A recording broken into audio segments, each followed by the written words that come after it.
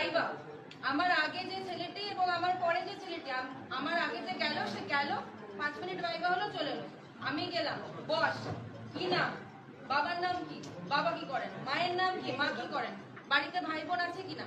ঠিক আছে এই অবধি মেনে নিলাম। তারপরে নাম থেকে শুরু, তুই ব্রাহ্মণ, তোর বাড়িতে তোকে এই শেখানো হয়েছে, তোর বাড়িতে তোকে ওই শেখানো হয়েছে, তুই মুখে কি ক্রিম মাখিস, তুই ঠোঁটে কি মাখিস,